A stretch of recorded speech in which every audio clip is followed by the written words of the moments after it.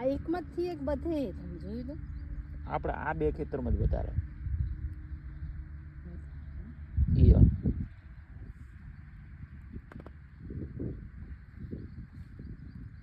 નવી ફૂટે ખાધેલી તો છે જ. કે છે દેખાડી. ઈયળ હશે જ. દેખાતી નથી.